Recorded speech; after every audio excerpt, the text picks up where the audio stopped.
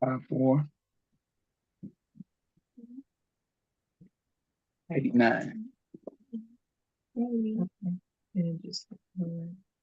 Yes. All right. Get great.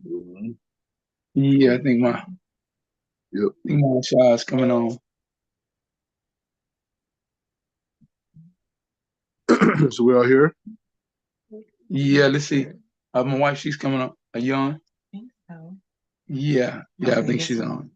Okay, let me put my video on there. Perfect.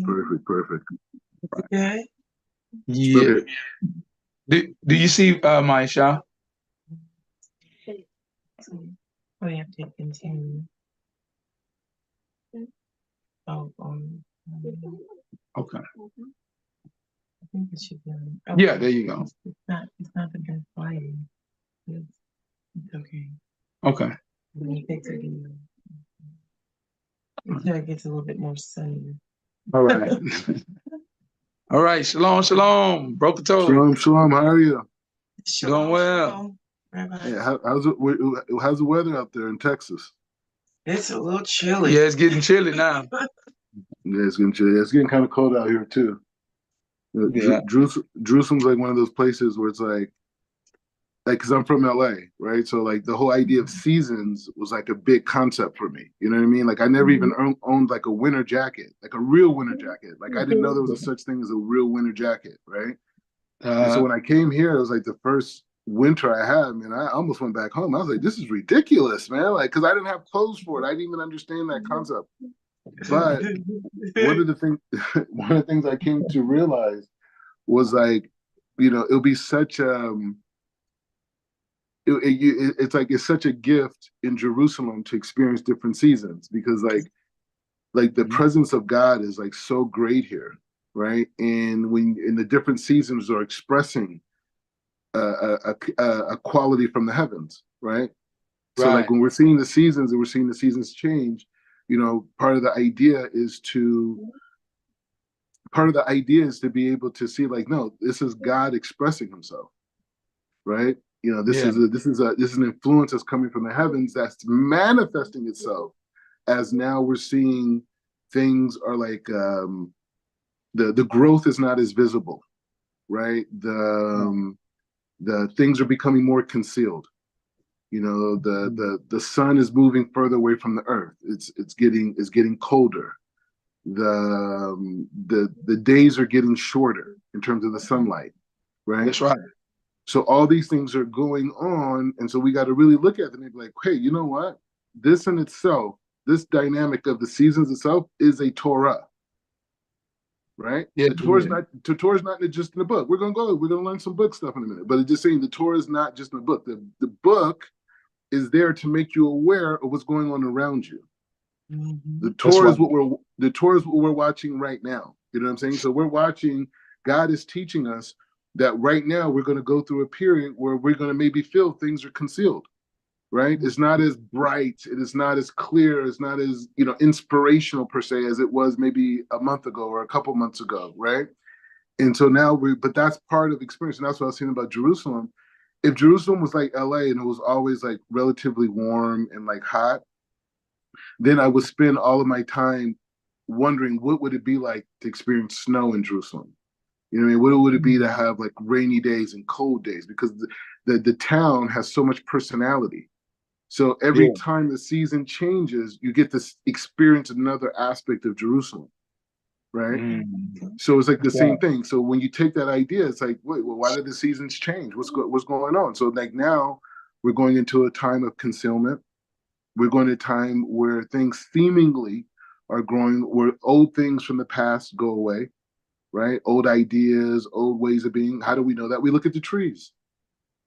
That's right. The roots, the trunk, that's still there. But the leaves and the old fruits, that's all getting washed off. So new things can grow. That's Torah.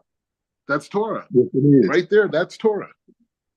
Right? And that's what the Torah is teaching us to get to, is to be able to look around and to look at nature, to look at insects, to look at our fellow man, to look at ourselves and to be like, wow, I was even thinking about myself, like different challenges and successes and different things, I'm dealing with on both sides, right?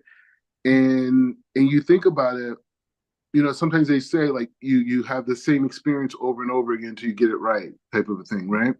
Yeah. But I was thinking about that, like just even my lifetime right now, when I look at my life, everything that I'm dealing with is a byproduct of many, many lifetimes before, right? My soul has existed in other lifetimes before. In every lifetime, I was supposed to correct a specific thing. So this particular lifetime, I don't know how many lifetimes I've had, but this particular lifetime is a composite of something that happened prior, right? And so that idea of being able to just understand that, like, no, we are in the place of Torah. It's around us all the time. This is the reality. So one of the things I want to touch on is this idea of music, right? And it's important because, especially for our culture, because music has been such a refuge for us. It's been a way to create happiness, to create inspiration, to do a lot of things. And so we have to ask ourselves, it's like, okay, great, for sure. My grandmother, blessed memory, Marie Reinhardt, she played the piano, she played in church, the whole thing. And now she's in the heavens, right? And she's receiving from everything that I'm doing. This conversation, my grandmother in the heavens is receiving from. But the thing is, it's saying this is the culture, right? And so the question is, it's like now we kind of have to get to a point when we, in essence, dedicate every aspect of our life to God, that we have to question everything that comes into our life, everything that we experience. We have to see that that's a Torah as well, right? That's a Torah as well, right? And so, music. What's the relationship with music? And not only that, our kids, are being exposed to music, right? And these different things.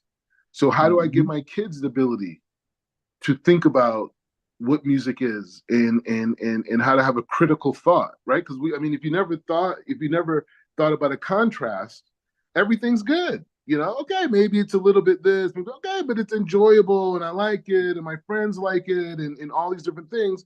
And so that's good, that's nice.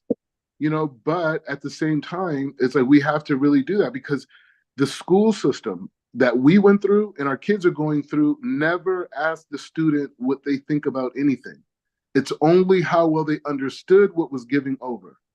And it's not until they get into the graduate school level that they ask them what they think. And that's where a thesis comes from, right? And you go to PhD, that's where a dissertation comes from. What are your thoughts on this, right? But that's after 12, 14 years, 16 years of indoctrination, of not asking, having any critical thinking. Right?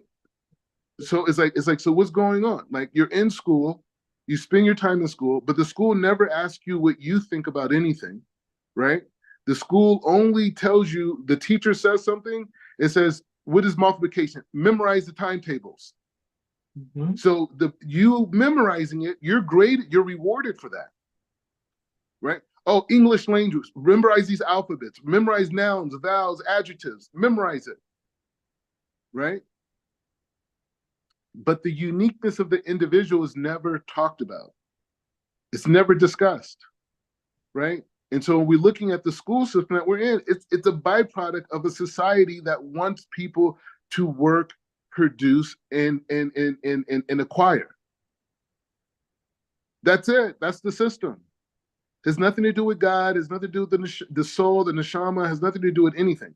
It has strictly to do with the fact that we are creating millions of people that are able to have skill sets that could go into a workplace. They follow the laws of the land, right? Because you have to be a good citizen while you're in school. You follow the laws of the land. You go and you study, and then you take those skill sets into a workforce. You make money, and then you acquire things, and then you eventually die. But that's how the system perpetuates itself. So the system of education, what is it? What makes it educational? And what is it educational for what? Because working is just one aspect of my existence, right? It's just one aspect of my existence. So if we live in a world, a society that's based off of that, we have to question everything. We have to question the images that we see. We have to question the things we listen to. We have to question the foods that we eat. We have to question how they are processed. We have to question how we're taught to have relationships, how we're taught to engage with each other, because all of that, what does it have to do anything other than perpetuating the system? Even to now, the breakdown of the family is like, hey, women, don't worry about raising children. Get out there and make six figures. We need more production. And if you have kids, you can hire babysitters because that's more jobs. We're not interested in the family nucleus anymore. In fact, the government is the new daddy. Mhm. Right? So I'm just saying these are very important foundational points to go into this inquiry, because it's like we have to be able to understand that God is talking to us all around us. He's teaching us, right? Like we're in the era now where it's like, hey, you know what? We should ask God to give us all the knowledge of the universe. God, how many times have we ever asked God for that? Hey, Hashem, I need all that knowledge. I need all that. Yeah. Why don't I do that? But I'm running to the library. Mm. You know, I'm searching on the internet. I'm on Google. Why don't I ask God? God, give me all the knowledge of the universe. Let me have it. I mean, you gave it to Adam. It's not like I'm saying something that doesn't exist. You gave it to Adam. You know what I'm saying? So, so the point is, so give it to me. That's my ancestor. You know, let's do this. So, anyways, with that being said, so I wanted to go into this idea of music. I want to just, do a little bit of historical background first, and I'll bring up some notes, and then we'll go into the spiritual aspect of how to protect ourselves and understand what it is. But we want to go into a little bit of a historical component first, so you can see, and then this gives you, this is a really good study we're going to do, because it gives you kind of an insight on how, the sages, hold on, how the sages, developed understandings, right?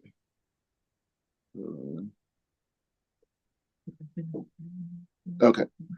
Okay. So this is the thing. So, a lot of times people, what we're going to do now, we're going to do a couple things. So we're aware of it ahead of time what we're doing.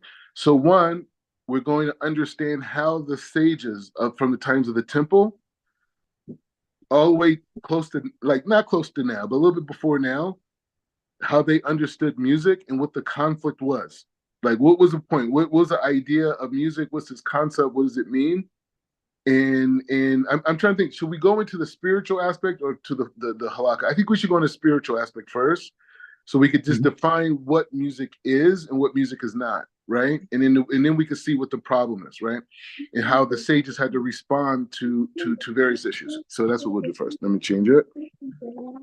So we'll go into first. Okay, so there was a rabbi. You may have heard his name. I'm gonna bring up the page in a second. I'm just gonna go back. So there was a rabbi that existed. You may have heard his name, Rabbi Nachman of Breslov. Have you heard of this? Yes, we Rabbi, have. okay, so we're gonna learn Rabbi Nachman. So Rabbi Nachman had a student named Rav Nassan. And so Rav Nassan was like kind of like the scribe in a lot of ways. He was the one who wrote down a lot of things. He wrote things himself. But he has a lot of compilations. So we're going to learn Rabbi Nachman's understanding of what music is from the stage of the spiritual tradition that he received as being a descendant of the Baal Shem Tov. I'm sure you've heard of the Baal Shem Tov and these types of things. So we're going to get that. We're going to go inside on that. And then we're going to use that as a basis to, hold on a second. We're going to use that as a basis to go into the halakha. What are the laws around this? What's going on, right? Okay, hold on. Let me bring the screen up.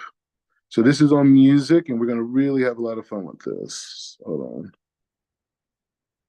Share. Whoa. Yes.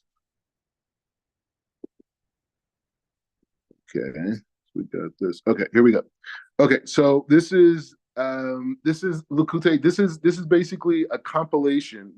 This safer goes into many different issues. It goes into it goes into different fundamental issues, right? It goes into truth and faith. eating, hospitality, the land of Israel, circumcision, children, trust, shame, all these different things, right? So maybe we'll learn some of these other things, but I just wanted you to see the safer. Okay, so we're going to understand, we're going to go into this. Okay, so music goes like this, right? So he says like this. So he says, Al Yadeh, Negina Kedusha, Me Kinim Umelalin. And it says, Ha Malakut, Kedusha, Vezokina Lehit Nash Ut. I think that's what it's saying. It's very small on my thing, so it's like not so easy to see. Okay, but he's saying like this, he's saying like this. So he says, a holy melody gives strength to the forces of holiness. So even though it just sounds like a regular statement and it makes sense, but this really, just for a second, think about and reflect on what he just said. He's saying melody can strengthen holiness. What is holiness? Holiness is our connection to God. Holiness is the fulfillment that we have in our soul from God's light, right? Is being separate from everything and connected with God, right? So they're saying a holy melody can give strength to that. But the music of the Sitra Achra, the other side, damages these forces and lengthens the exile. Another big statement. So what is the Sitra Achra? So the sages, the mystical sages say that there's two aspects of this reality. There's the aspect of this reality, which is the aspect of sharing, right? Sharing and giving. And that's expressed very well by the trees, right? The trees just go up, right? No matter what, the trees just go up and they give. They give off oxygen, they give off shade, they give off fruits sometimes, they give off, this is what the trees do, right? So the trees represent this quality of giving that exists in the world. And then there's this aspect of the world that's the aspect of selfishness, the aspect of the desire to receive for oneself. Not the desire to receive for the sake of sharing, but rather the desire to receive for the sake for oneself. This selfishness, this pull, this energy of the opposite, the energy of pulling into one, of concealment, of not sharing, of the opposite of circuitry, right?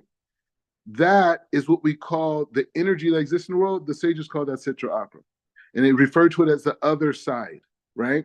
And an example for that in nature, just like I gave you an example for sharing through the tree, gravity is the basis to understand this energy force of as gravitational pull that restricts, right? So there's two energies that we're dealing with all around. The world is designed with these two energies, right? You could say the energy of the heavens and the energies of the earth, right? The Torah starts with Bereshit bara Elohim et hashamayim v'haaretz. The girl was created with the heavens and the earth. So the heavens is a frame of sharing, right? It's an energy that's bestowed, right? The heavens. Then you have the earth. The earth itself is all about the desire to receive. It just receives. It's soil. You pour something, it goes inside, right? It has the energy of earth is gravity. When you go outer space, there isn't gravity, and you're able to float. You're able to walk, in the space, right? You're able to do these things. So those are two different energies. So what Rabbi Nachman is saying here is that the energy of the melody, a holy melody, strengthens that energy of sharing, like the tree.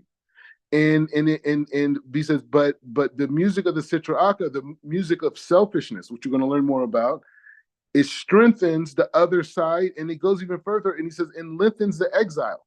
So what exile are they talking about? It's the exile from the destruction of the temple, right? And it's the exile that why we have lived in America and why Jews have lived all over the world and have been subjugated, right? By other people, even though we contributed, we built up the societies. You hear Black people say, we built this, right? You look at the Jews, whether it's European Jews or Persian Jews or Iraqi Jews or anybody, you look at them in their societies, they're the ones building it up. They're the ones with the innovations. And those societies turn on them. Now, the African-American experience is obviously very unique, right? But nevertheless, it's only for a fixed amount of time. And that fixed amount of time can be shortened by our connection to God, or it could be elongated, right? And so that's a very important, point to understand. Like, this is what we're doing. Every time we do a mitzvah, every time we do a positive commandment, every time we restrict our ego, every time we get away from selfishness, right?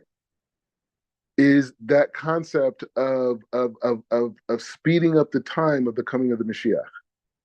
Mashiach is waiting for us to be who we're supposed to be, right? Because he's going to build a new kingdom. So it can't just happen. It's not like Mashiach just comes and everybody's like, oh man, shoot, man, I got unconditional love now. Last week I was shooting, but this week I got unconditional love because the Mashiach is here. It doesn't work that way.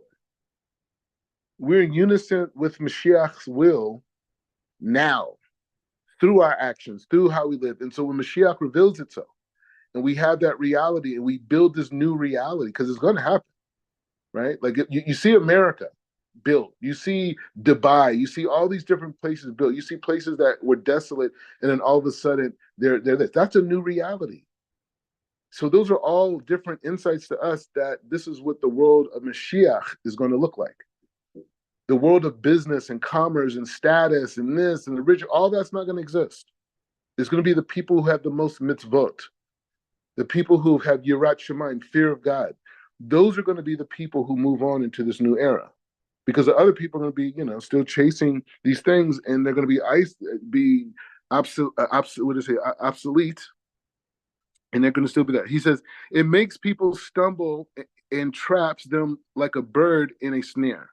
So he's saying that this music from the other side, the music of selfishness, the music of ego, right? You could say ego is another manifestation of the Sitra Akra, right? The selfishness, the gaiva, right?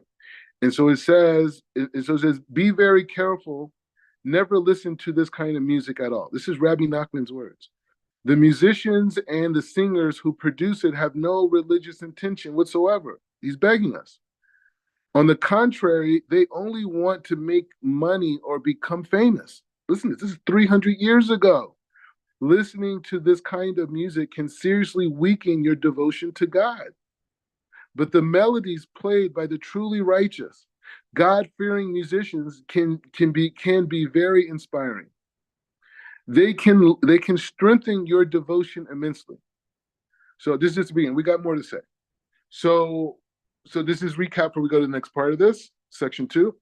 So he says here, he introduces this idea and basically says, he explains to us that there's two parts of the universe.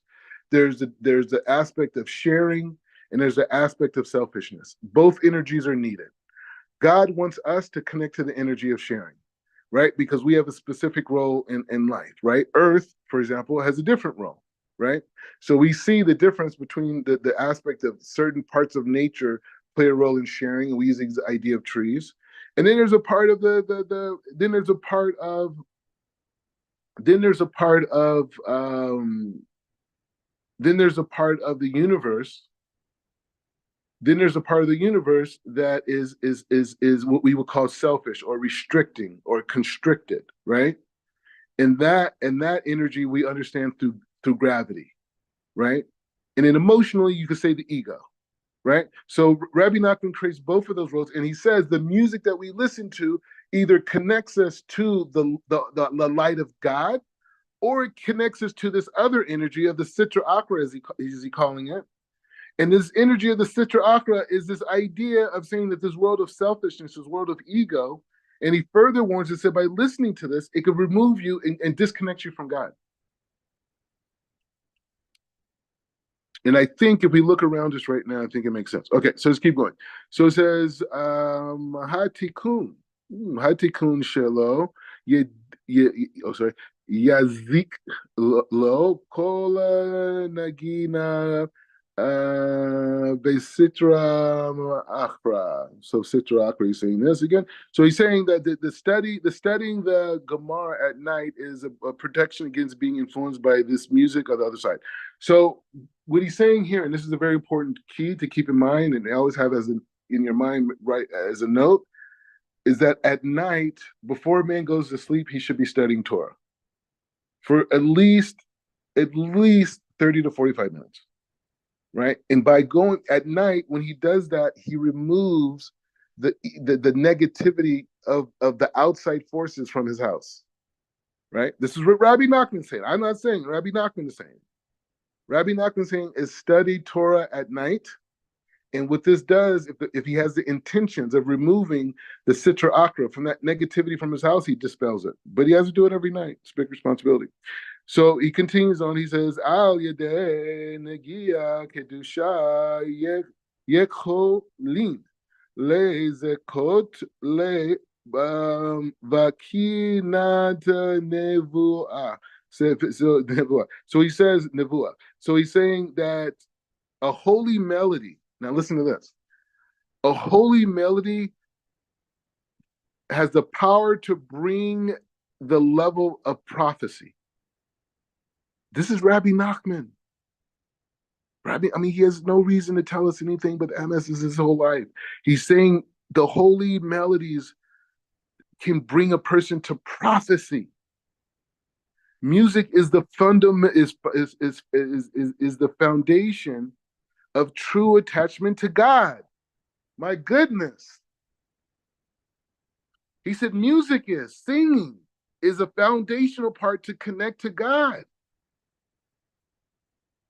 Why are Black people so musical? Tell me why. Yeah, I understand for the first time right now. I just do it. I didn't do it before. I just thought we were musical. It's fundamental. And not only that, it could bring people to God. So let's keep going. So he says, Ke Shami Taken Hafol Negia Vezoche Levakinat Malakut Umi Mashallah. So he's saying, one who sings with purity. Now, this is for the music artists. Tell these boys, tell Young Thug, tell Little Dirt, tell Megan Thee Stallion what Rabbi Nachman is about to tell you. He says like this, one who sings with purity has kingship and power. He has the power to do whatever he wants.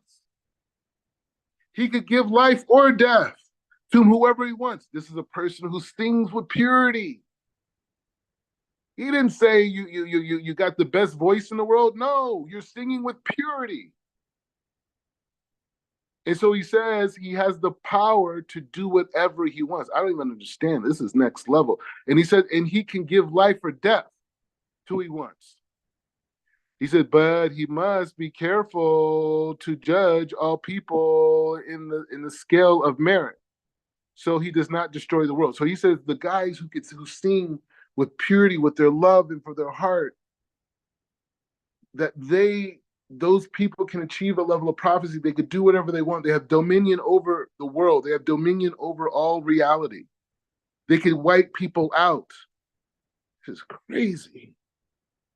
This is like King David, right? So he's saying, be careful. He said, because God desires love and kindness, and he wants the world to endure. He said, so all you powerful people, don't destroy the world. Come on now. Don't make gangster rap. Don't do that. You're going to have the whole world gangbanging. You're going to have the whole world shooting. They all going to be saying, oh, I'm a Crip, I'm a Blood, I'm this. You're going to have the whole world doing that. Don't do that. That's what Rabbi Nachman is saying. Al yedei tikkun. Ooh, tikkun. And it says, Habarid is okay. Shei zedachet kol rinato. And so he's saying when a person achieves moral purity, so this is the game. This is where it's at. Look at it. They everything they teach us in this society is to be impure. Everything they teach us in society is to be impure. The whole thing. Go out, chase women, go out, do drugs, go out, steal, rob, sell drugs, do this, do the whole thing. Everything they teach us. So maybe the people who are teaching this to us, maybe they know what Rabbi Nachman's teaching. And so to keep people enslaved, you make sure they can achieve a level of purity. Because if they achieve a level of purity, maybe this is what happens. So when a person achieves moral purity, his voice is so purified simply through hearing the sounds of his voice. When a person achieves this moral purity, his voice is so purified simply through hearing the voice. Why don't we have that in our neighborhoods? Simply through hearing the sound of his voice, God sees which enemies is oppressing us. Which of the 70 nations with their 70 languages?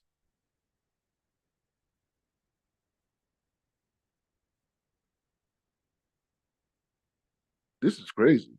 He's saying that if when a person achieves this inner purity, why do we follow the laws of the Torah? Why do we put ourselves through these restrictions? Why do we do these opposite things? Because we want to become pure. We want to become like angels. That's what we want to come. Because B'nai Aliyah, that's what we want, to become like angels. We want to achieve purity. Every day is more purity. Devotion to God. Yes, we work, we make money, we do that, but everything is serving God. So we live in a system that tells us the opposite. The system says, don't be pure. Don't care about your modesty. Don't care about how you live. Give yourself over. Your body means nothing. It means nothing. There's nothing holy about your body. Show it to the whole world. Do it. Look. And not only that, I'm going to show you millions of images every week, every day. They're going to reinforce the idea that there's nothing pure about you. There's nothing holy about you. You should sanctify nothing, and you should just follow your desires. He says, then God saves us from trouble. Because this person with this pure voice, Rabbi Nachman says, this voice, he brings he brings God in. God created a mechanism that the system, when we talk about God and God interacting, let's be clear about this. We're not talking about an entity in the sky. We're talking about the framework of reality. Just in the same way that if you take a computer, the computer in itself doesn't have anything, right? It's just a box. But when you upload information to it, now the whole thing functions. So what we're saying over here is saying that anytime you hear the Torah talk about God interacting, it's not this guy in the sky. This is what the goyim. This is what the white people, the Europeans, these people who believe in these idols, they read our holy books, and then they will say, "Oh, you know what?" They will hear about see God interacting, and they will say, "Oh, well, God must be a person. God must be a person." Right? That's what I come to the conclusion with, that God is a person, because the Torah is saying that God extended his hand. God got jealous. So God must be a man. I get jealous. I have a right hand. So God must be a man. This is the people with lower neshamot, with a lower soul. People who have a greater soul could say, that doesn't really make sense. And we have a tradition that supports that, right? Because God is it's just a word. Hashem is the word. When we say God's different names, those names are representing attributes of this system that we're in. Not even the totality of the Creator, just the system we're in. Okay, so he says that when a person is pure and he sings, God removes the enemies of the Jewish people. He removes your energy.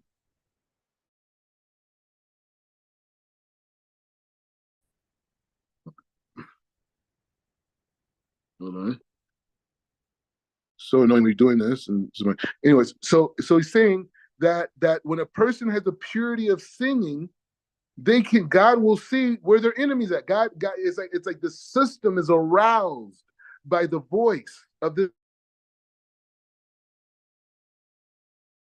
singing to the this God, this person is you know the spirit on certain people when they call you in the middle of when you're doing something holy.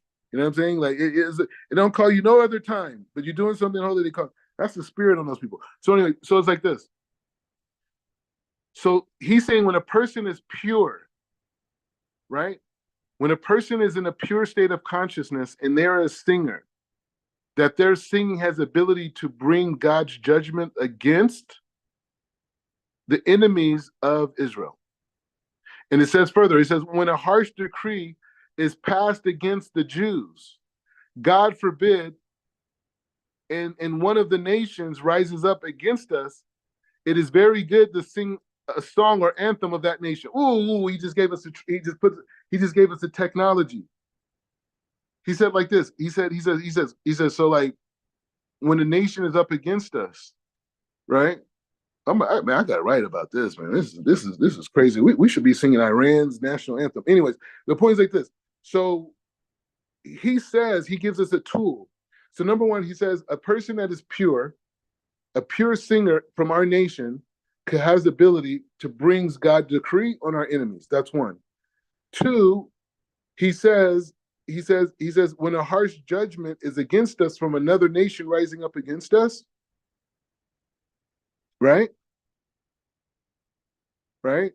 When the harsh judgment rises up against us, he says if we sung a songs from that nation or an anthem of that nation, listen to this. When our cries and the singings are directed towards the heavens, it arouses God's love. When the Jew speaks and the Jew is singing, and he's singing with purity, he arouses God's love.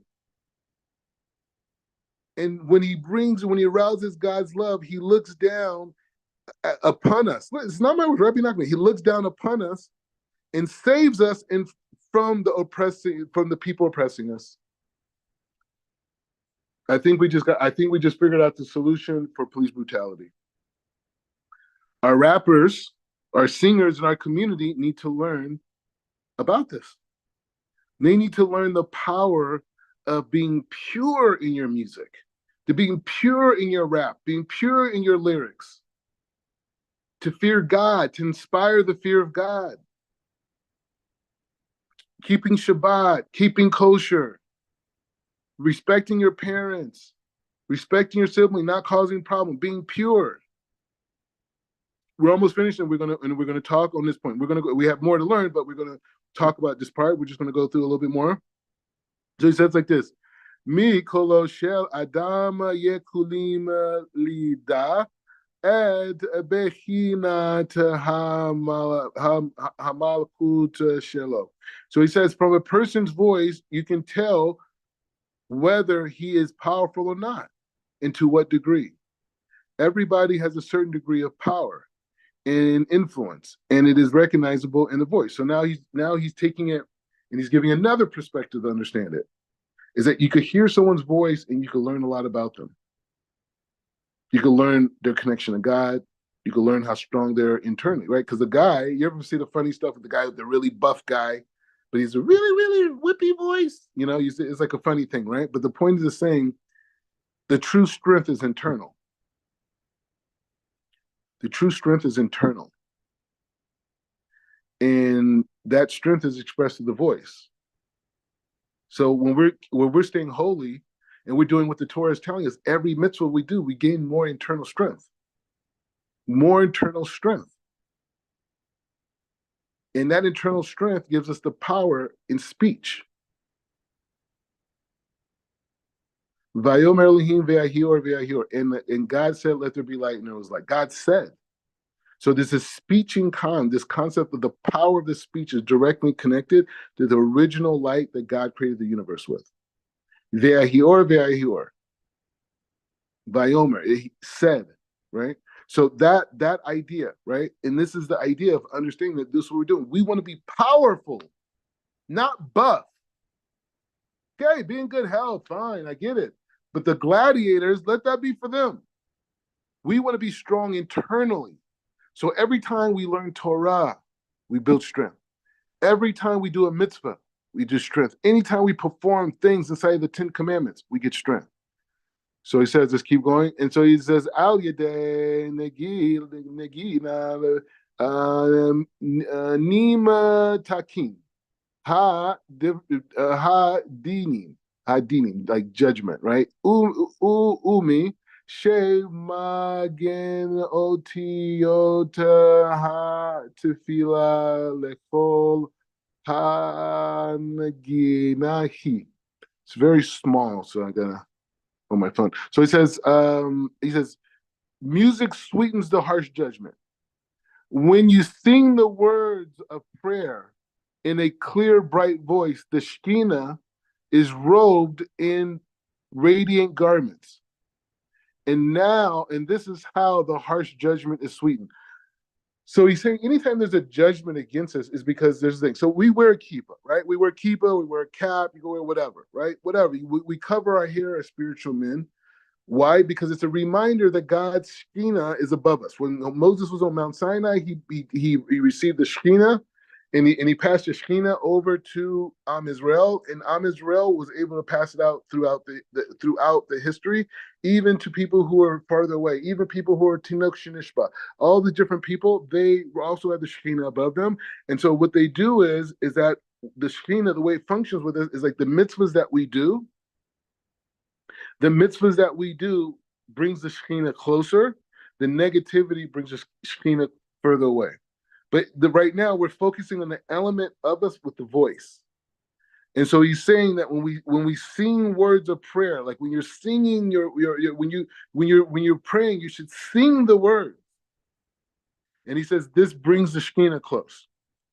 So he says, Shei mi'at kola negun ala kelin zmir megi, sorry, memi nagana kasher l'shema shemaim hu dever gadol. So he says, a man is endowed with an image-making faculty, right? Image-making faculty, right? Which is one of the most powerful forces in life.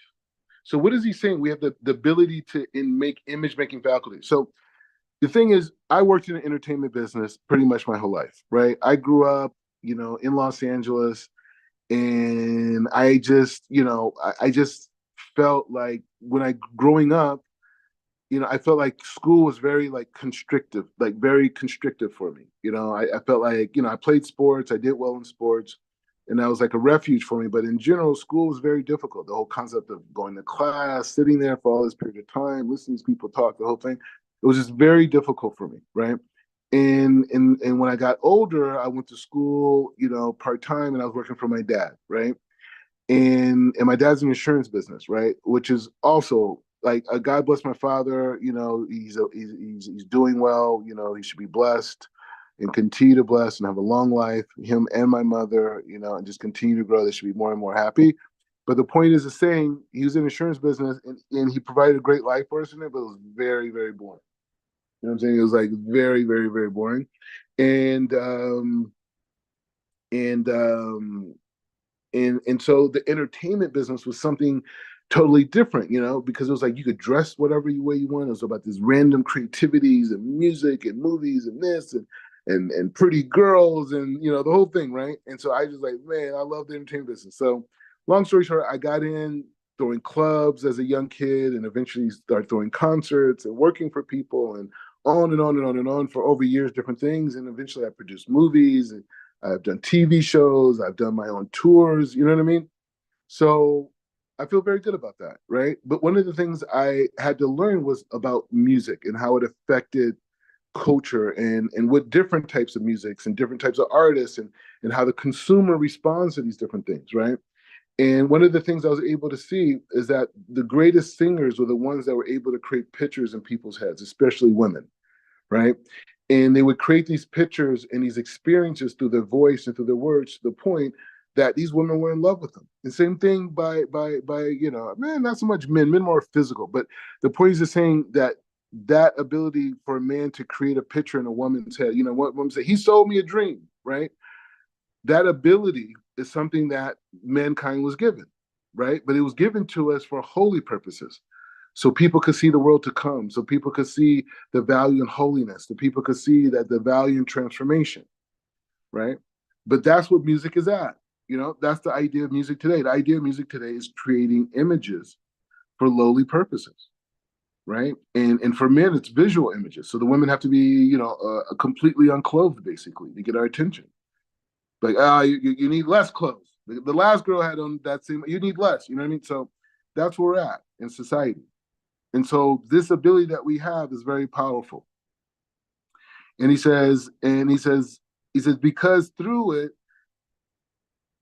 that he forms his concepts, right? So through this, we're able to form concepts. We're able to articulate what we're thinking and what we're feeling, and transfer that into an experience to another person, because it is linked to the imagination.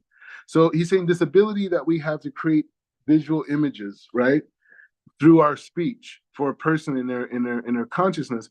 He said is connected to the imagination. So every human has this faculty of imagination, and men are given a specific power to create images, right? They have the ability to create images with their speech, right? So when you're trying to sell somebody on something, he said, like, if you're in sales, right? A person's in sales.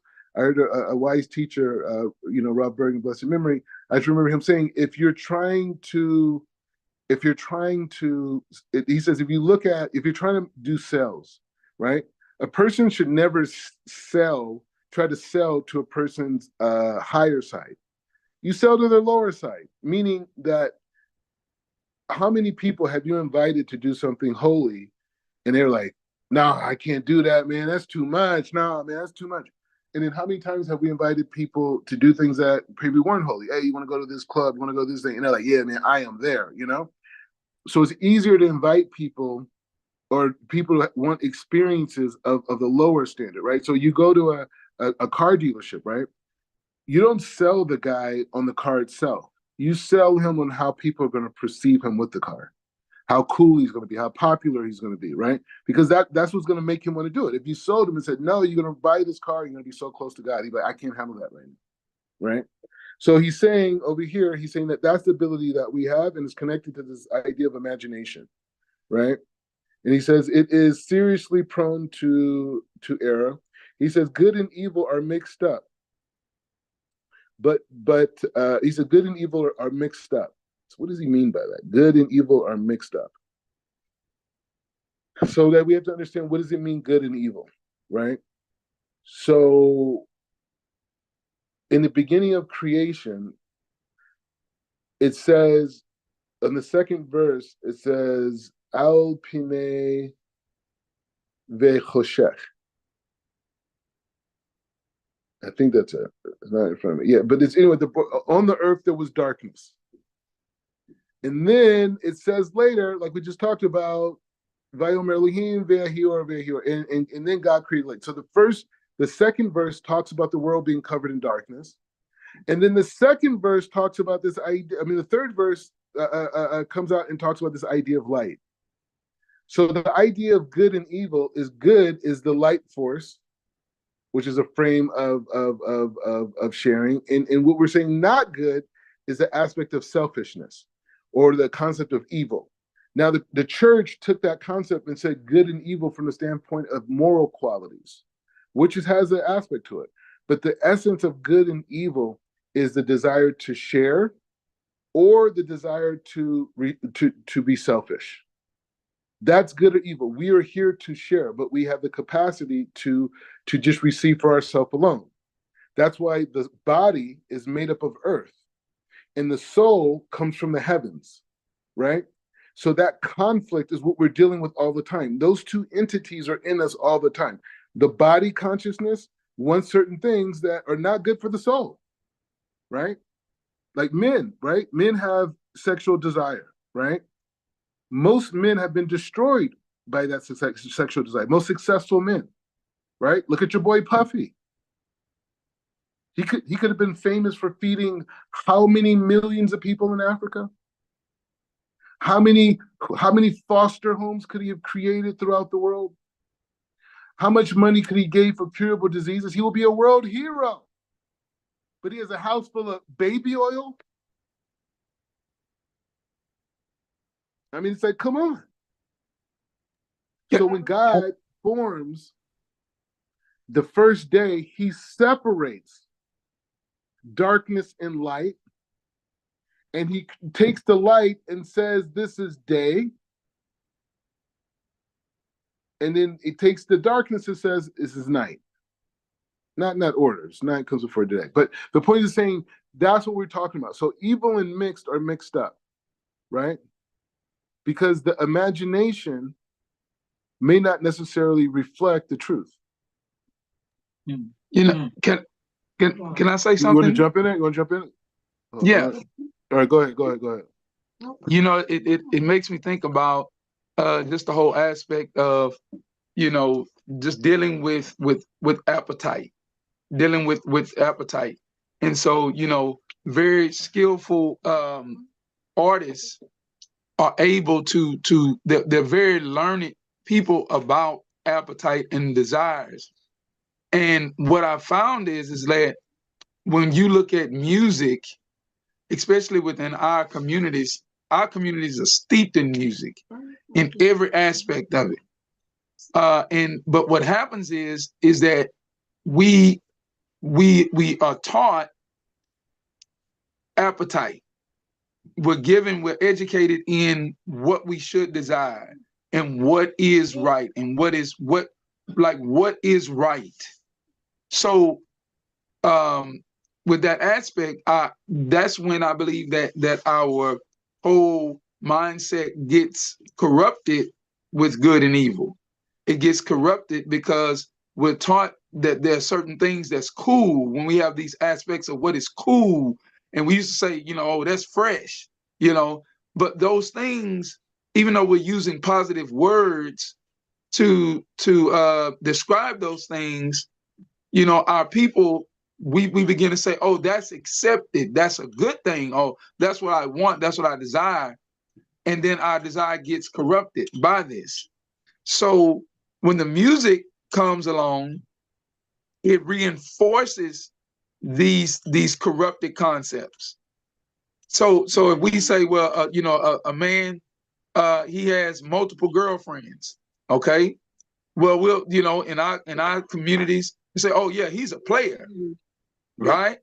And Celebrate. so now it gets reinforced, whereas our grandparents would say, oh, that, you know, that man, he's a whore, you know, or they'll say, you know, or that girl's fast, and she, you know, this is not to be, you know, this is what we should not be doing, right? But in reverse, it's taught to us that these things are cool, and the music and the imagery portrays it as being cool. Because when we go back, I remember my you know, my grandparents, and you know, and just I remember neighborhoods. My wife remember the same thing with her neighborhoods. We all have the same history, that our neighborhoods and our culture was very positive. But then it seems like our parents' generation dropped the ball.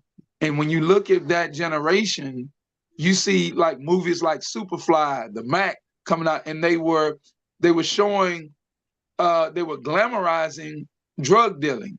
They were glamorizing prostitution. And from that, you begin to see it spilled over into our communities. Yeah, no, 100%. And it goes back to this original point up here that we just talked about, right? When a person achieves moral purity, his voice is his voice is also purified. Simply through hearing the sounds of his voice singing, God sees the enemies oppressing us in throughout the nations, and he comes and saves us from that, just from that.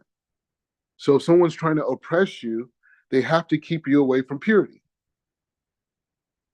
They have to keep you away from purity. So they have to give you these images, right? They have to give you these ideas. They have to tell you to go and sleep with a bunch of women. They got to tell you to eat disgusting food. They got to tell you these things, because that way your powers are gone. Like Samson, right? Your powers are gone. Delilah, Samson, that is the Jew in the world of selfishness, seducing us. And it wants to take away our power and to make us into slaves. This is the game. They know what they're doing. It's not by accident. They know exactly what they're doing. They know what they're doing when they're putting transgender, you know, day in high schools. They know that they're lowering the moral. They're lowering the moral standard, so the moral standard of society goes down, and the people are more under control. The more pure they are, the more holy they are, the more they're a threat to whoever's in power. It's only through moral degradation does the system have power over us. And when I say the system, I'm talking about the ego consciousness, right? People think, oh, the government, this. No, no, no. There is a physical government, but that physical government is an expression of our collective ego, right? Our collective selfishness, our collective corruption, our collective, we create this. Thought creates reality, right? We'll go in that to another class, not this one, but thought creates reality. Okay, so good and evil are mixed up in the imagination, right? So we have to know that, right? We sit around, especially guys, we sit around, we're imagining, think about this, think about that, this, all these things. What is some aspect of honor, pride, conquest, something? So Rabbi Nachman is saying good in when it comes to the imagination, things good and bad are very mixed up. But music played by the truly God-fearing people for the sake of heaven has a wonderful power to subdue the wildness of the imagination. So like somebody who can't slow down their thinking, right? Someone who, his mind's all over the place. Listen to holy music by a holy person. The good the good is shifted from the bad. So it changes it. Such music, listen to this, such music by a holy person, such music has the power to lift you from depression and to inspire you with joy. So now that's an obvious point, but what is he telling us by saying that? If positive music has the ability to remove you from depression and inspires you with joy, that means this other music is doing the opposite. That we're literally listening to music that is created by people of the ego, people who have no God consciousness, people who fear nothing, who just want us to think about intimacy and sex, that want us to think about the naked bodies that have no value to each other. It makes us want to think about selling drugs to our neighbor, murdering someone who looks at us the wrong way, protecting my block because I represent a set. What do you think that music is doing to us as a people? We don't even realize it. We've been walking around so depressed and uninspired. And we look at our kids and we look at them, we're like, well, why are they this way? Look what's around them. There's no protection. From the age 2, 3, 4, 5, 1 years old in the mother's womb, they're hearing filth, eating filth, smelling filth, no God consciousness, not talking to Hashem, nothing. They're talking to a man named Jesus. That's who they're talking to. They're not even talking to the master of the universe, the creator of everything. And they want to attribute that thinking process by the non-Jew, and they want to apply that to the holiness of the covenant of God from Abraham to Moses. They want to do that. And why does it work? Why do we keep still doing the same? Because we're depressed. We're uninspired. And he says, and this is the way to develop a good memory. Right? You remember Jacob, when Joseph went away, what happened? Jacob lost his memory. Moses died, the people became depressed. They forgot some of the Torah. So he says, which means to remember at all times the goal of the world to come. So he's saying like this, what does it mean to have a good memory? Oh, I remembered everything Rabbi Mordecai said the other day. No. That's not good memory. What we're saying good memory is the world to come. Is that I'm living in this world and the next world at the same time. The actions that I do in this world determines what I experience in the next world.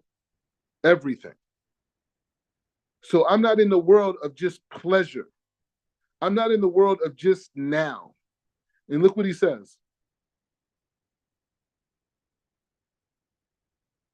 So he says that over in Israel, you start hearing some beep, you start hearing some sirens. You got like, man, sure, they firing rockets. We don't know, but it was somebody upstairs with a vacuum. Anyways, so he says like this. He says, so a good memory by listening to holy music and not being depressed, right? Maybe that's why we don't remember our ancestors. Maybe that's why we don't remember the things that you were just saying, because you know what? When a person is depressed, they forget. Maybe we are walking around depressed. Maybe we are uninspired. Maybe that's why killings and murders and these things are normalized for us now. Not because of white men, because they removed us from the Kedusha. Okay, you were slaves. You came in. You didn't have this. They cut you off. I get it. My ancestry. But now we have tools to connect to the light. Now we have tools to move everything forward. And Hashem has mercy on us. He knows what we went through. Right? So he says, when you have a good memory, you are free of the deceptions of the surface appearance. You hear that? When a person's able to, well, you gonna say something? Yeah, that's powerful, because it makes me think about just whenever we think ahead, like we know that depression comes from the past. It comes from thinking about the past. Okay? But when you have a clear focus of where you're going and what the purpose is, then what happens is that you begin to discern what's around you, and then you make decisions to say, hey, I don't want to get involved with that because that will hinder where I'm going, and you begin to make decisions based off of where you're going, and that produces the positive affirmation. Exactly. And so these things are important because when we have these conversations about outlook, right? This is why the halakha comes on fire. This is when we want to cling to the Torah, because we don't even know what we're up against. We don't know, because all we've had is K through 12 education and their universities. That's not education. It's workforce development. So it's not just us. White people are not in the game. Asian people are not in the game. Persian people are not. No one in the system is in the game. It's not a black issue. It's a human issue. It's a Western issue. But because of the construct of the system, we are taking the brunt of the issue. But maybe the reason why is because we're supposed to lift up the conversation, right? So it says, Al Yadei Hanigun Shel Hasidikim Hagadol Hamiti. So he says, and there's a form of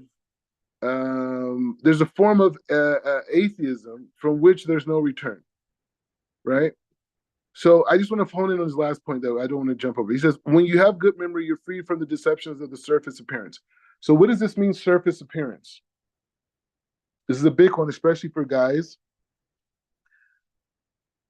Just because she's not dressed properly and she's naked does not mean she's going to give you the holiness that your soul needs.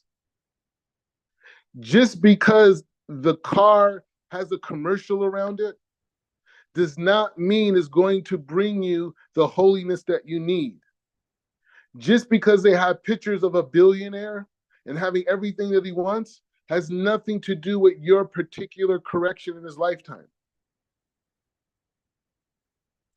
You are being deceived by things on a surface level that, if you looked within them, are completely empty and hollow and have nothing there for you. That's what he's saying in this point.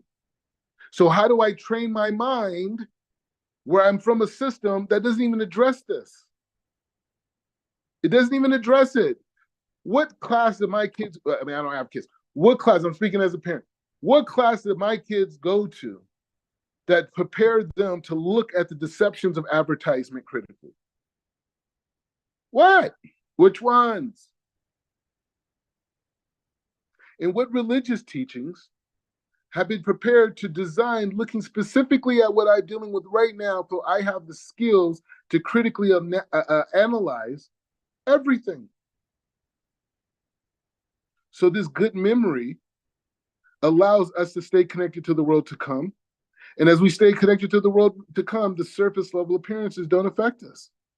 And he's saying there's a level of atheism, a disconnection, that there's no return. But however,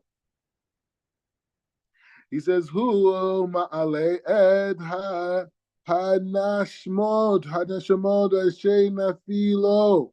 And he says, but the melodies of the truly great Sadiq, the righteous, has the power to rise up the souls who have fallen into this. That's what I'm saying, man. Jeez.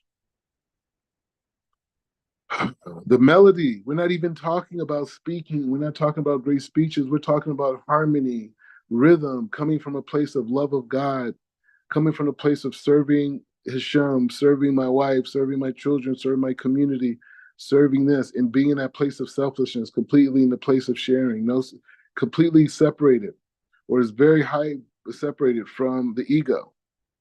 In that place, I have the power to resurrect the dead.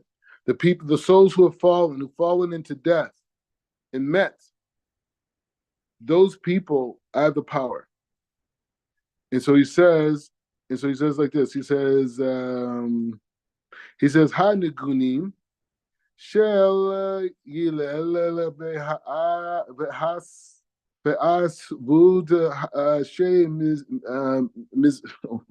So it says she mizraim, right? Aha rashaim alpi rovchen mizkina lehaolam meod. And he says, the miserable welling of the songs of the wicked does a great deal of damage because people are easily influenced by them. But when the Siddiqim, the righteous people, sing these songs on Shabbat, they elevate them to purity. That's interesting. So he's saying, in the same way that he's saying that if we are under distress by another nation, we should sing their songs with devotion and in the mindset of letting Hashem be aware of who's oppressing us.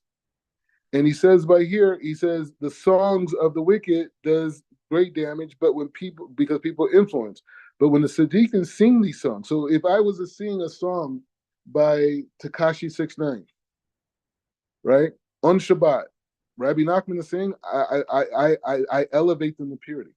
And it's an interesting point because I know a lot of the songs that they call it nagunim, and you hear people like na na na na ya ya ya na na na, all these different types of things. A lot of these songs were by the non-Jews in Europe, and they took those songs, even by the Persians, the Iraqi Jews, the Arab Jews. They took songs by the non-Jews, by the Muslims, different people, and they transformed them and made them into holy songs. So we have a responsibility to take the songs of our past, even the ones that are not holy, and say, you know what? We're going to sing this song on Shabbos to elevate it. We're going to elevate Marvin Gaye. We're going to elevate Nina Simone. We're going to elevate Dr. Dre. We're going to elevate Snoop Dogg. You don't want to be cussing at the table. But the songs from our culture and our community, we have more content than anyone in the world for this, right?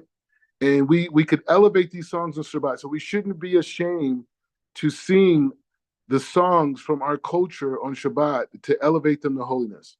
And he says, Nigunim uchele shir yesh lachem kochal gadol lehamashkid ed ha'adam lehashem ve'it v'rech. So he's saying like this. He says, and music has a tremendous power to draw you to God. And he gives some advice. This is from Rabbi Nachman. Get into the habit of always singing a tune. That's so easy for us, isn't it? And it will give you a new life and send joy into your soul. Then you will be able to bind yourself to God.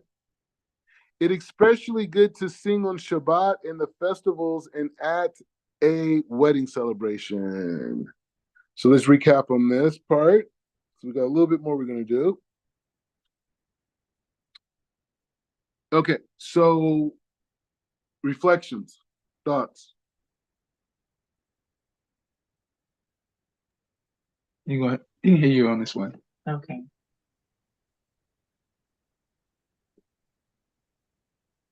Shalom, and I really appreciate the section where it says that the holy melodies has the power to bring one to a level of prophecy, and also where you were speaking on just us taking the music, and really, you know, what we've been doing as far as like schooling our children in music. We've done music studies where we actually take one artist and we get really in depth about that artist. We learn about their life and so forth. But where the struggle has come in is sometimes I'll be reading ahead and I'll find out something about a particular artist or whatnot, and I'm like, oh, we're not gonna be able to go further with this, or get too in depth with that. But just the fact that you're saying that because I've struggled with music from our culture, um, in some areas, but just the fact that you're saying that, well, Rabbi Nachman is saying, Rabbi Nachman said it. I mean. yeah, Rabbi Nachman is saying that we can take the music and we can actually elevate it. We as a family, that was one of the things that I really love as I'm going through the cedar, the Siddur, that we are saying prayers, and as a family, there are songs that they're psalms that we in the past wrote music and tunes to. And so it's like, oh wow, children, do you all see this? This is something that Hashem had already given us through song, and now we're praying it. And so when you said, well, when Rabbi Nachman said that you can take the words of Hashem and put them to song, and that's even more powerful. And pray like that. I'm just like so excited and just so thankful and blessed for this, because it just brings more confirmation to the fact that yes, Hashem, He speaks to us when we desire uh, to understand Him more and to connect more with His way. And it's as if He's showing us play by play that there's absolutely nothing that is hidden if we desire to have more of Him. Mm-hmm. So we're already like connected or in that same vein, if I so to speak. Thank you so much for this lesson, Chief Rabbi. I really appreciate it. Rabbi Mordecai, when Rabbi Nachman was talking about the orchestra, was he just talking about opera or classical music in general? No, that's a citra. What is it? That means the other side. Yeah, there's like you could say like there's like two sides of reality, right? There's a side of complete positivity, and then there's a side of the reality that's judgment, that's dark, right? And so that dynamic of both of those two sides of reality are what we're operating in all the time. And so we use the idea of looking at the trees, and through the trees we could see a force that's going against gravity, right? And so the trees grow against gravity, they go up, right? So that force is the force of sharing, right? And there's a force of selfishness that exists in the world, right? And that's a form, and that's expressed through gravity. On an emotional level, you could say the ego, right?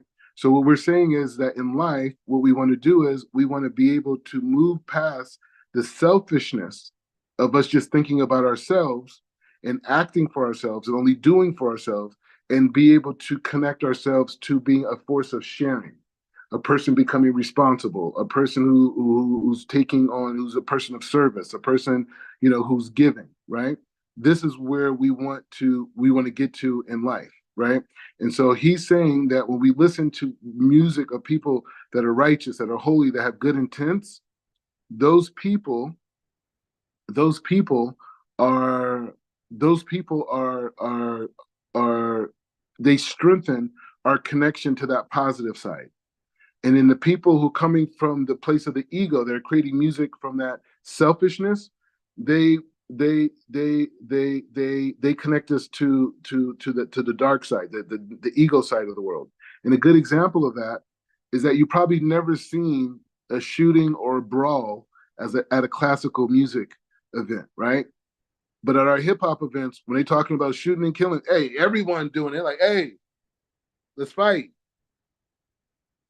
So the point is saying the music enforces that energy, right? But if we had if our artists, when our artists in our community understand that through purification, through working ourselves, through learning Torah, by taking responsibility for the communities, being givers, getting away from selfish, getting away from ego, and using that energy to empower their voice, using their ideas of understanding the God to match the power of their voice, that they have the ability to literally raise people up from a place of complete darkness.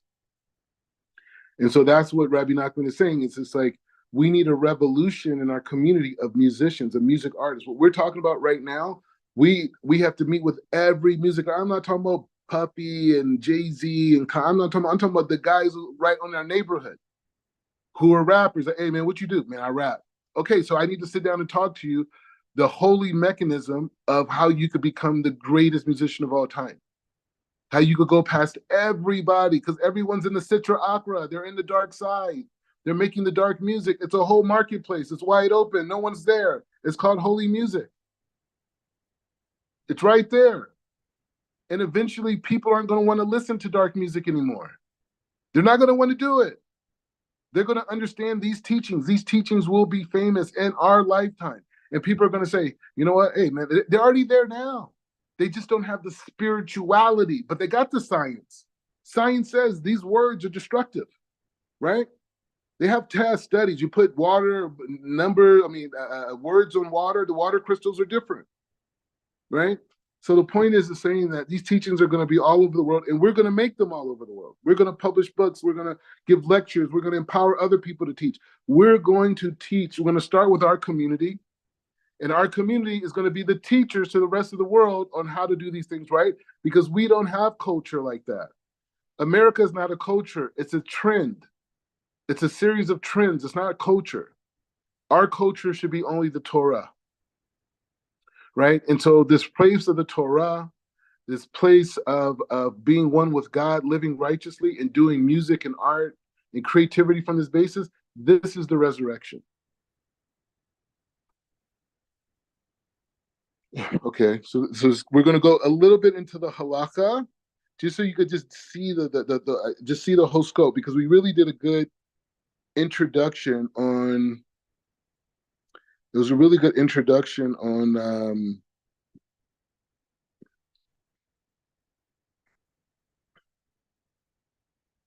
Okay. Okay, so let's do this.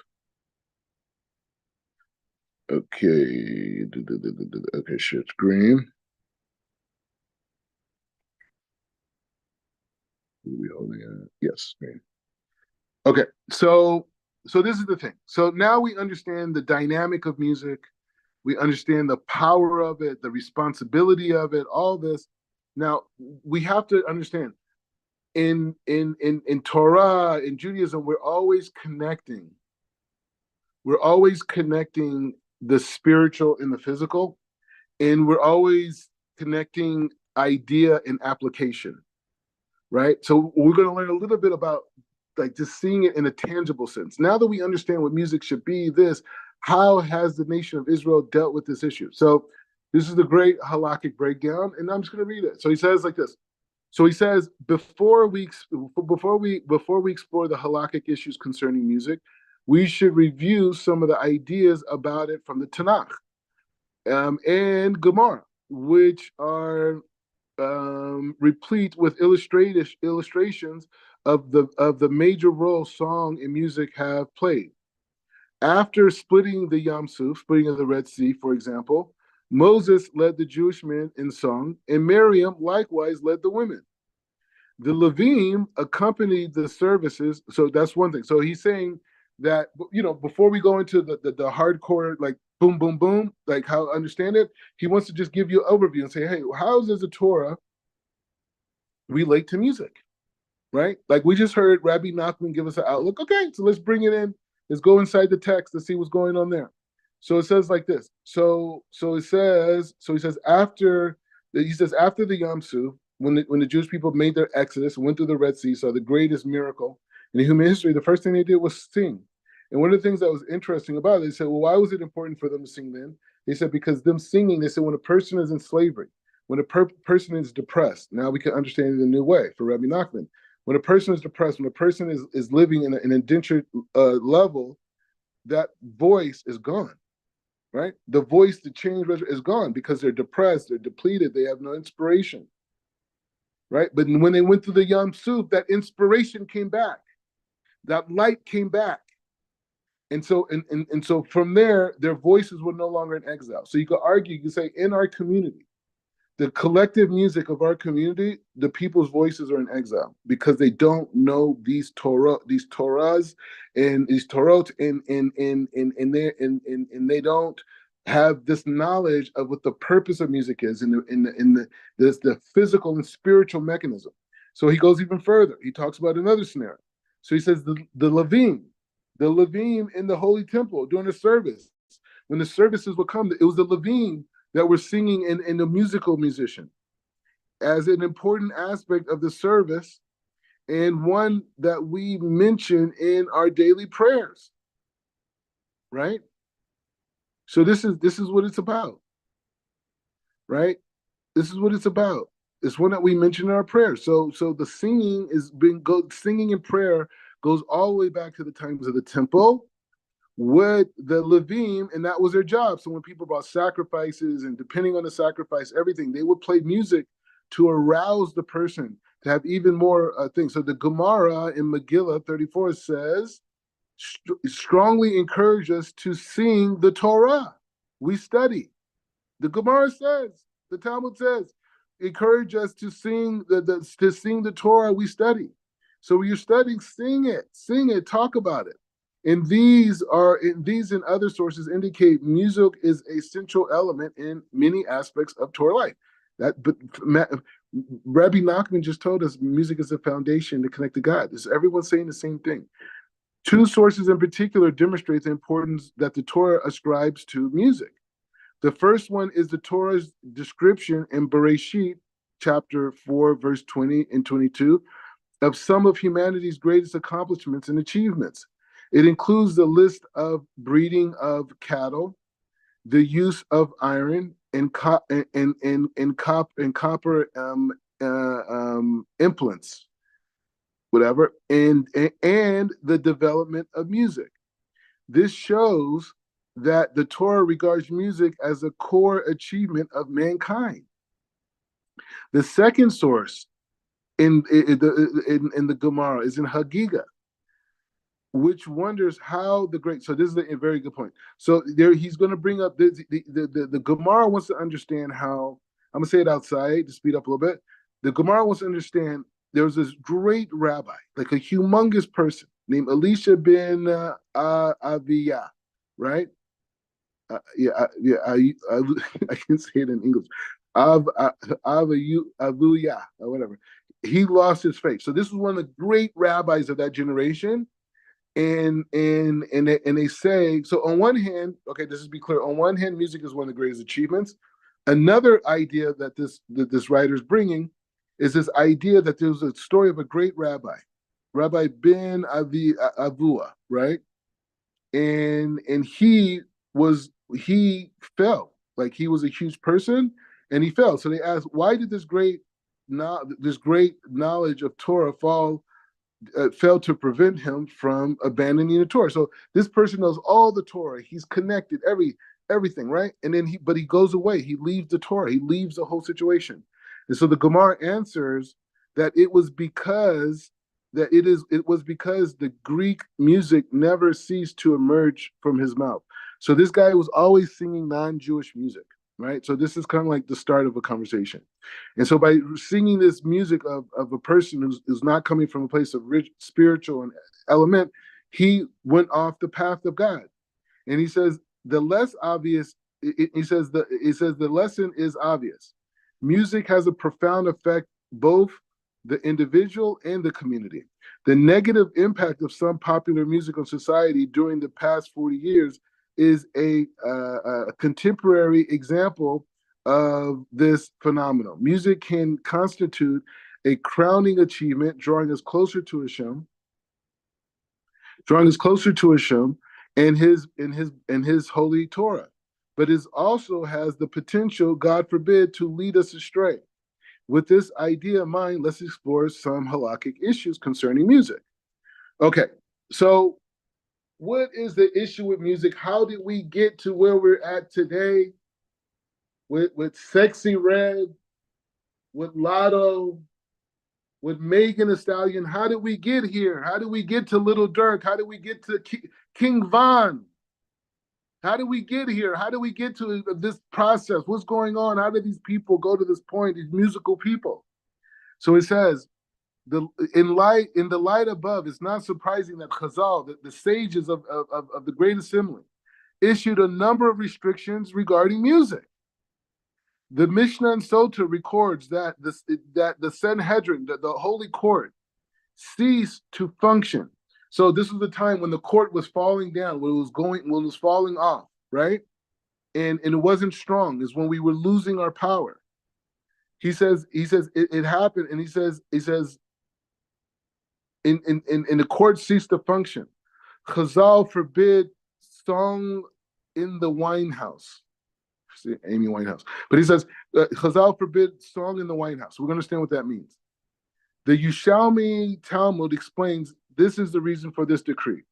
At first, the people feared the authority of the judges, the Sanhedrin, and would not introduce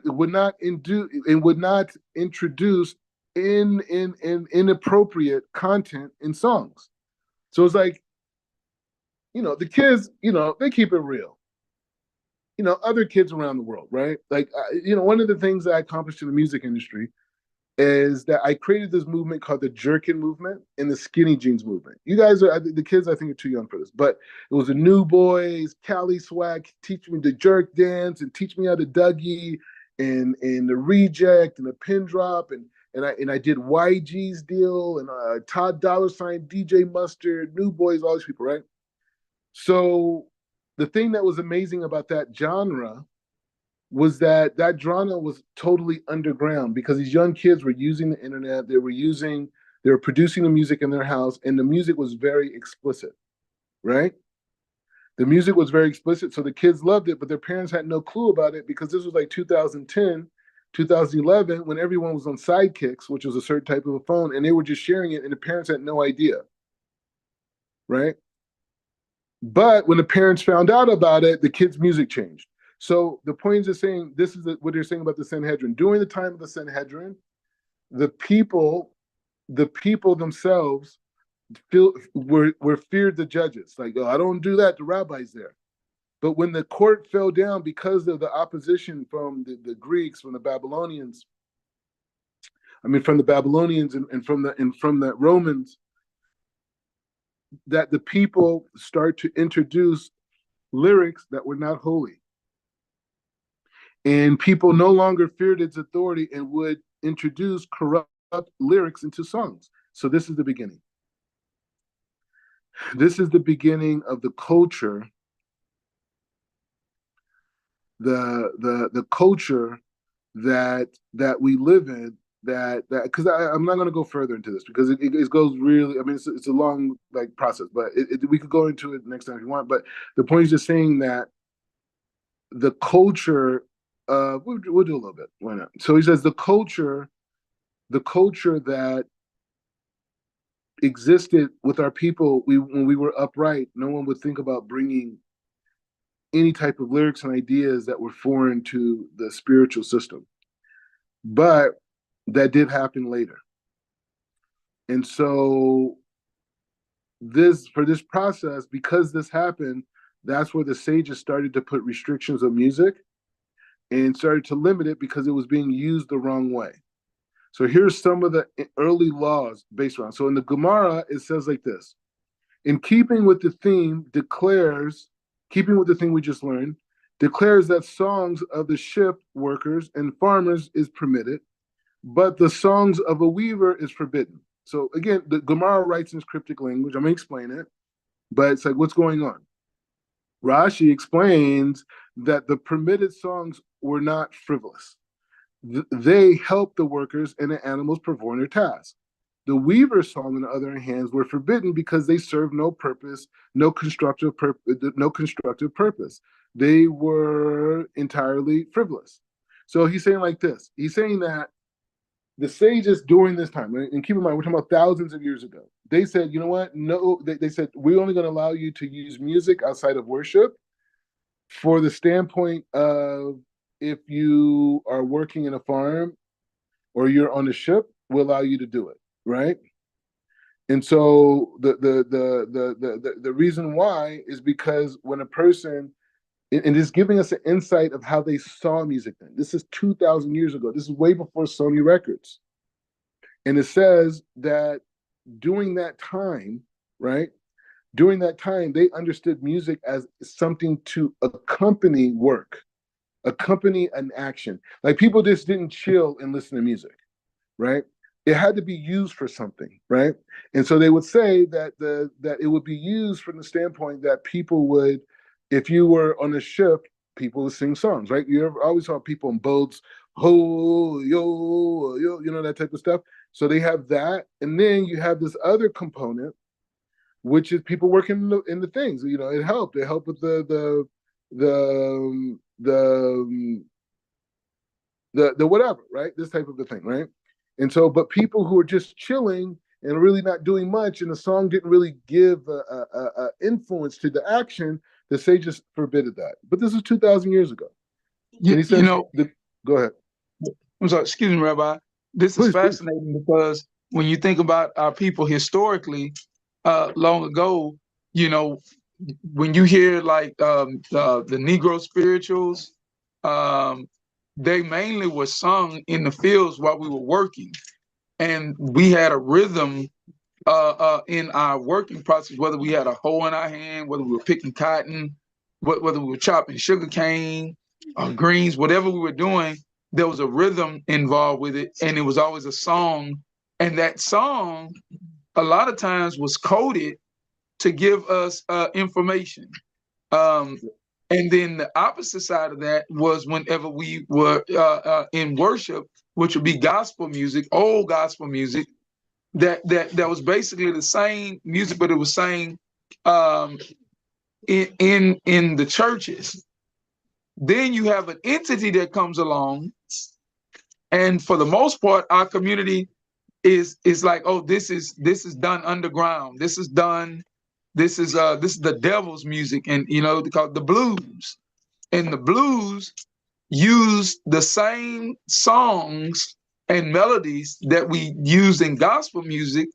They used it, but they put, you know, nightlife words in there. They put words in there about, you know, now this relationship is not between us and God or the creator, but now it's between a man and a woman. You see?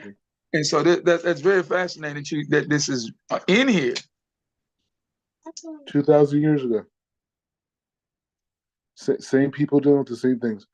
Okay, so the Gemara says in Sota, in keeping with this theme, declares that the song of the ships, workers, and farmers are permitted, but the songs of the weaver are forbidden. So Rashi explains that the permitted songs were not frivolous. Oh, I just read this. So it says like this, and so this author is just bringing different sources to give us a kind of like a chronological understanding of the relationship with music and us as people, right? And it says the Gemara elsewhere in Gittin presents a seemingly more drastic prohibition. It records that Chazal simply forbid listening to music, to all music subsequent the destruction of the temple. So they were, I mean, but you gotta feel for them at that time. They were like, hey, because all the songs were done by the Levine, they were done by sacrifices, people repenting, and now there's no temple, and people and now people are creating this false music, using music and lyrics that have nothing to do with God, just like you said. And now they got so radical, it's like, hey, all music any music that was not used during the time of the temple is banned, right? So they were turning up. So a later generation known as the Rishonim, right? It's a whole process. You have the Tanaim, the Amraim, and now you have the Rishonim. And so the Rishonim debate on to what extent the rabbis prohibit the enjoyment of music in the post-temple era. And he says Rashi indicates that the prohibition is limited to singing in a tavner. I don't know what a tavern is. Supports that. I think we'll see. Supports Rashi's contention based on the what was mentioned before in the Mishnah. See, that's what I'm saying. It's getting very technical. Tosfos argues that the source led us to conclude that the prohibition only applies to music. That the prohibition only applies to playing music in a drinking house. Okay, so I guess a tava is like a bar or something, right? That's what it is. So the thing is like this. So we have to understand this is more importantly is understanding the sequence of what we just went through, right? Because this is how the Jewish people, this is how Am Israel, this is how we have continued to progress. So we just learned inside of the Torah that it mentions in Genesis chapter 4, verse 20 to verse 22, and it talks about the great things that man has been endowed with, and one of those things was music, right? And so we see there that music is a foundational part in man's greatness, right? And so music was something that always was existed from the time of the beginning of creation, right, all the way to Abraham, all the way to Moses, all the way to King Solomon, right? And so during the time of King Solomon, the class of people that were created during the time of Moses, which were called the priests, the Kohanim, right? And these people performed services and they would sing and they would do things and all types of things, right? In the Levim, all these people, right? They would do these things. And so they did them perfectly. But as the Jewish people had challenges and we were occupied by foreign soldiers in our land, the land that I'm in right now, Jerusalem, that process, right, created a problem that our sages had to be able to say, okay, we have to respond to the conditions of our time. And that's all the rulings of our rabbis come from. Our rabbis come from a ruling system of connected to what's going on in our time, using the data from prior generations and extrapolating that prior generation to be able to understand what's going on permanently. So they're not reinventing anything. They're saying this is how we held then, but now we got to do this. So now we're learning that there was a generation of Tanaim and Amoraim, which one day we'll go into it at some point. The whole lineage. We're going to go through the lineage at some point from Moses all the way to today, right? And people are like, we don't want to believe it. Okay, fine, it's there. But the point is like this. The point is like this, is to understand that every generation learned from each other and they understood in this way. So they understand that because of the problem with music and how it could be seductive and how it could create imagination and all these different things and be used, in the wrong way, right, through the power of the voice, that keeping the sages of the later generations after the generation of the Sanhedrin, they said, hey, this is only about being in basically a bar where there's alcohol at, because this music could induce people being lewd, right? It could induce people having lewd behavior. And he says Tosfos also added two important qualifications. First, they state that it's inappropriate to listen to music excessively, regardless of the content. As a proof, they cite an anecdote that appears in the Talmud Yerushalmi, which Mar Arkava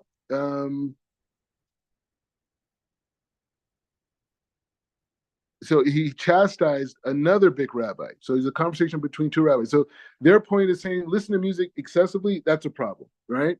And he brings, what is this proof for the statement? He brings a conversation in the Talmud that says with two rabbis who one rabbi chastised another rabbi for listening to music, going to sleep and waking up. And he says excessively. Second, Tosfos asserts, and in Tosfos, that's the whole thing too. Who's Tosfos? You know what Rashi is? Tosfos is his grandkids, right? There's a whole bunch of them. Tosfos, so they have their commentaries too as well, just like their grandfather, right?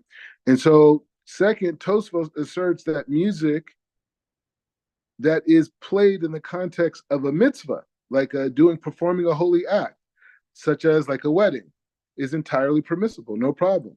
In the Rambam in Hilkot Taniyot, despite the general stringency of this ruling on this issue, similarly writes that it is permissible to play music of a religious nature.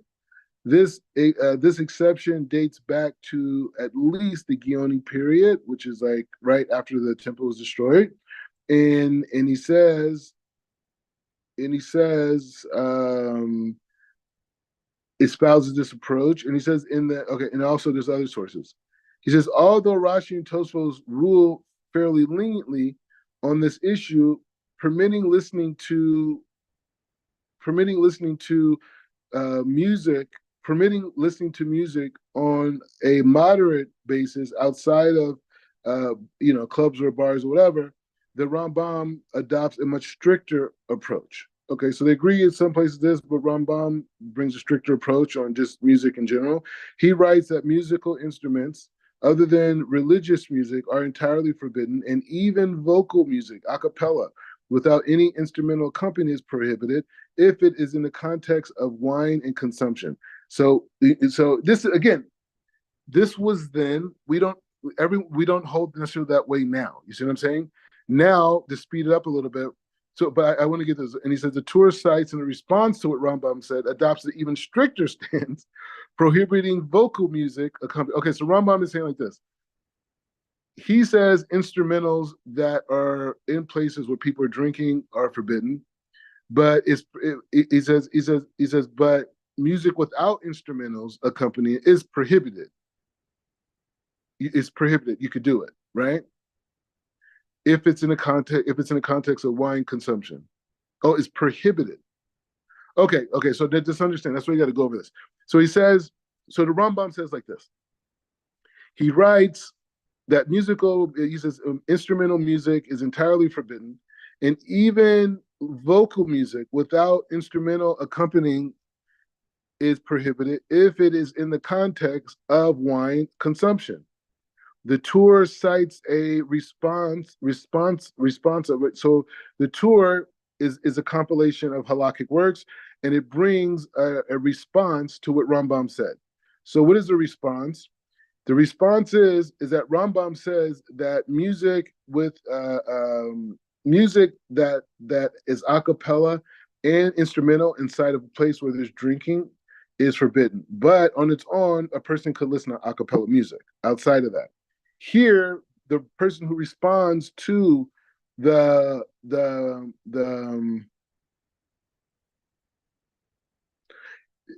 a response to him, and it takes even a stricter approach. And a stricter approach says that he's prohibiting even vocal music unaccompanied by music, and not in a bath, and not in a place of drinking, right? So he goes even further, right? But the point is, it's not for us to leave this conversation like, hey, sages said no music, man.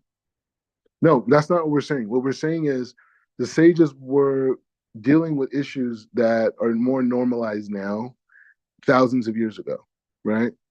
And so in this case, at least 1,000 years, right?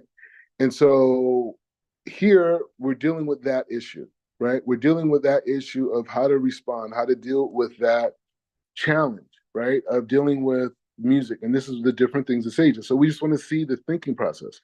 And we'll finish it off at this point.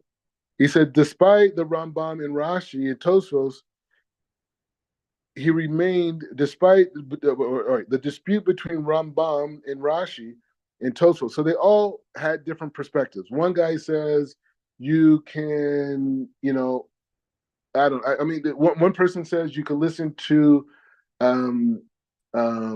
music. You can't. One person says You can only listen to music you can only listen to a cappella music outside of a bar, right? Another person says you can't listen to it at all, even outside of a bar. And then another person says that well, two of them kind of agree, right? Rashi and Tosfos pretty much agree, and Rambam disagrees, right? So anyways, so the point is, just to kind of bring it in. So, so anyways, the point is like this. We could go through it. It's very great learning, right? Because we get to go through the history, right? But the point is saying that we have to develop things ourselves. The conclusion of the conversation is that we pretty much during the time between the Pesach to Shavuot, we usually don't listen to music, right? And a person when they're mourning doesn't necessarily listen to music, right? That's the conclusion of where we're at today, right? So music is permissible. You're allowed to listen to it, as we learned earlier by Rabbi Nachman, that we should be elevating music. We should be thinking about God. We should be saying praises of God. We should be taking these things. But the point is saying the point of the study for us is not to come to a conclusion on what we should listen to or what we shouldn't listen to, but the fact that there is a critical thinking apparatus now, that music as it is not our friend, but rather we have a responsibility to elevate it. And this is an insight to everything in society, every aspect of life, but we're going to go piece by piece. We're learning, but these are the things that we need to know in order for us to cling to God's laws. Right? Because by understanding this, we understand too, we are surrounded by so much darkness. Just because the world wants to convince us we live in a fairy tale, because they want us to be zombies. They want us to wake up every day and just want to buy things. They don't want us to care about anyone. They want us to be narcissistic on our Facebook and Instagram and all this. This is what they want from us. So we have to do what God wants, and God wants us to be sharers. God wants us to be givers. God wants us to be able to use our speech to bring the dead back to life. And that's the power that we want. $1 billion doesn't give you that power. Puppy's $1 billion does not do anything for him right now. He's in a cell with a guy who has maybe $10 in his bank. He did not use his time properly. So here we're going to start unfolding the world that we were presented, right? And we're going to start unfolding that world, and we're going to peel back the skin, and we're going to look inside.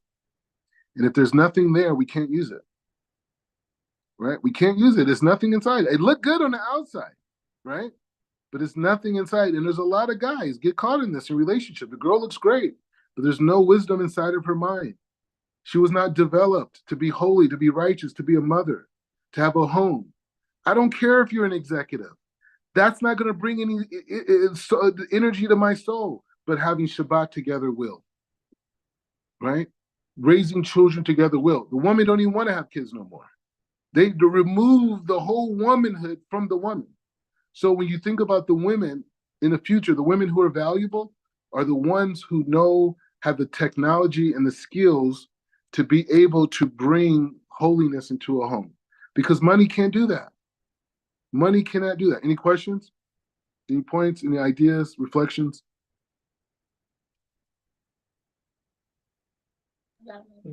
No, we're good. You good? Yeah, that. Okay. So reflection points. So the thing is being recorded. So I could send you the link to the YouTube, and so you just have it. You can use it whenever you want, whatever, blah blah type of thing. And we just keep building. We're going to keep going through these subject matters because we have to create critical thinking. Because the schools that we are being brought up in are good. It's fine. Go to school. No one's saying not go to school. Go to school. Get all A's. But understand that's not the wisdom that's going to bring happiness to your life. It's going to give you a job. You have a responsibility to support your family as men, right? So you gotta be creative. You gotta make money. However, they've convinced us in the North American system that is the process to happiness, and it's not. It's purification. And if you want to do music, and if you want to be great at music, purify yourself. Work on purification. Work on working yourself. Work on your character. And we're going to do a lot of character development, because a lot of times what they do is they don't teach people the real things as they return, to complete godliness, right? And that, so we have to know what it is with character. Laws is nice, rules, but rules without character is nothing. It's not a connection to God. So when we act, your behavior, acting as an upright man, as an upright person, showing respect, dignity, being an example of a person who's in this world and the next world, right? I'm here, but eventually I'm going to transition into another world. So what I create here determines that next reality. So I want to live in a way of honor, of respect, of integrity, right? That's the way I want to live, because this isn't just a moral standard by the Boy Scouts. This is how I bring the power to create reality. If I can resurrect the dead with my speech, I mean, for sure, I could manifest a decent amount of wealth for my family and kids. So, anyways, so I guess we'll finish. We'll continue next week. Just keep building off of this. Just keep growing off of this. But we have critical think. We've now opened up the conversation of the music that we allow into us, and we have sources, not opinions, not some holy preacher telling you this is the way to do it and not to do it. Nope, me and you both just listen to Rabbi Nachman. We're listening to Chazal. We're listening to the sages, and we're taking guidance, and we have to make sense of it in our own house, right? And I would say a healthy exercise in closing is the music that's out, that's being listened to, is to really look at those lyrics and to analyze those lyrics as a thinking person, and to say, what are these lyrics making me think about? What is this beat?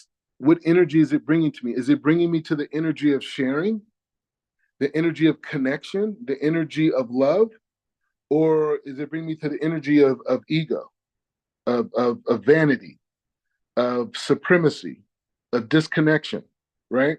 So that's what we need to. Because what I mean, you could say, hey, man, it sounds good though. It sounds good. Okay, fine, you can say that. It sounds good, but what is it doing to your soul? What is it doing to your energy? Right? And it's like, because you got to take in the full picture, not just what they taught you in school. School doesn't talk about the soul. It doesn't talk about the soul. So if they're not talking about the soul, you got to say it's 50% of the truth, maybe even less, right? Or maybe it's even none of the truth. But the point is saying, I got to take into account that I have a soul, and I got to make decisions that are good for me, because what they're teaching my brothers and sisters is leading to death, is leading to single parent families, which is perpetuating problems, people going to jail, people committing crimes, people selling drugs, because there's no family, there's no structure, there's no mom and dad. That's what I see happening. You listen to this music, they have sexualized it so much that kids are having kids. And what do you think happens to those kids when they grow up? With no dad, or no dad who has no education. They generally, in our economic condition, end up in jail. So I got to make real decisions for myself and utilize the fact that I'm in my house, in my home, to be able to critically think, what is the world trying to convince me of as a Black man? What is the world trying to convince me of? And how beneficial is it to me and my success? Anyway, so this will continue on. Baruch atah Adonai, leolam, amen, ve'amen. So we'll finish up. We'll continue on next week. And you guys have a beautiful Shabbat. Sing songs. Yes. That's it. Just sing your heart out. It removes evil from the whole neighborhood. You're cleansing out the whole neighborhood. Get that spirit out of here. Leave. Yeah. That's right. Appreciate you guys. Shabbat shalom.